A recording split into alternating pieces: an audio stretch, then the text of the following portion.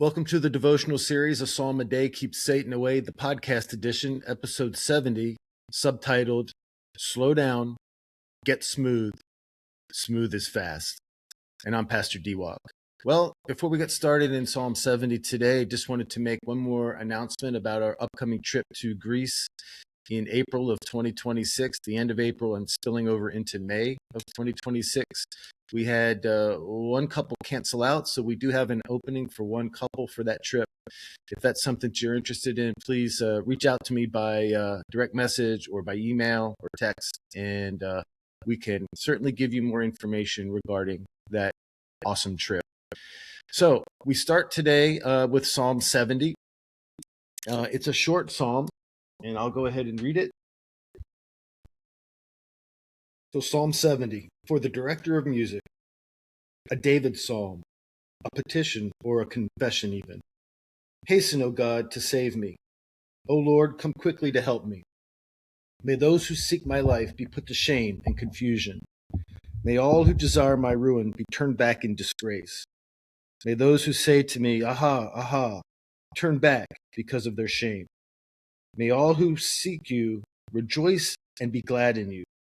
May those who love you, love your salvation, always say, Let God be exalted.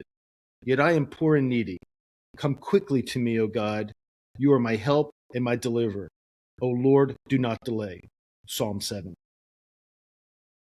This psalm is actually a duplication of Psalm 40, verses 13 through 17, with really only one variation in a verb choice in verse 3.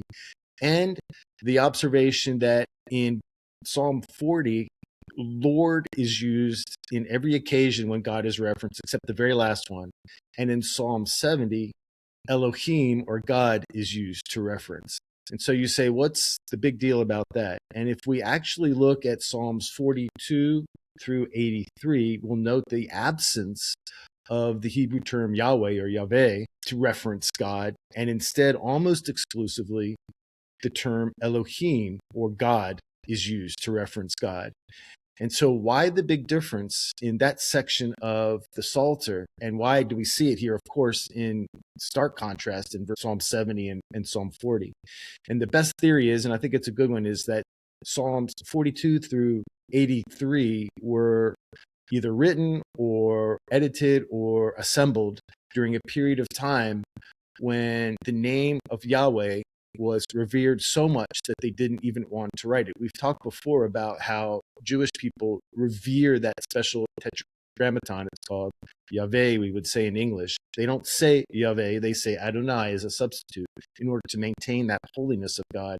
And again, whenever they have the opportunity to not write out God's name, they will take that opportunity. So you'll oftentimes see Jewish people, when they write God in English, they'll skip the O, they'll go G-D, and I've taken that convention in the written portion of our devotions, as opposed to writing out the word God.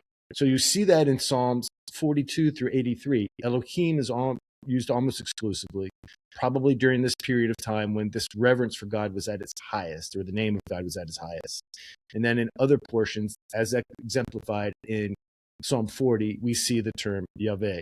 And again, if they had recited Psalm 40, they would have not have said Yahweh, they'd have substituted Adonai when they came across the Tetragrammaton.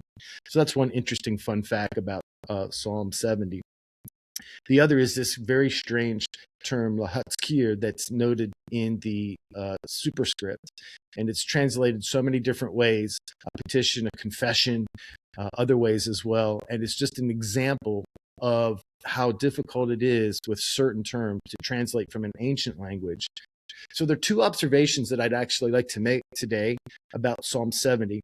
The first is it is clearly an honor-shame, compare and contrast psalm. And in the ancient world, honor-shame, that system was very prevalent. It's a zero-sum game.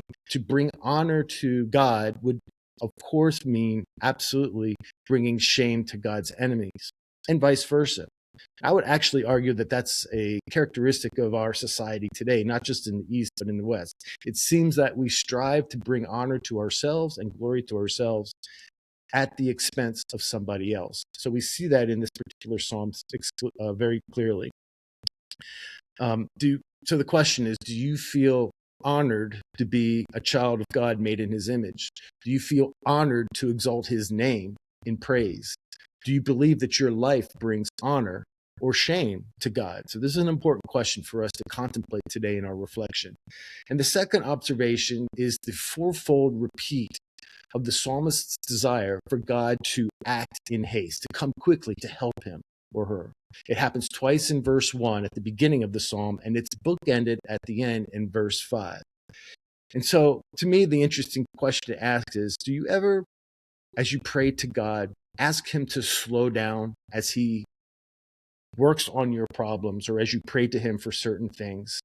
I've spent some time thinking about that this morning. And I'm trying to remember a time when I actually asked God to slow down.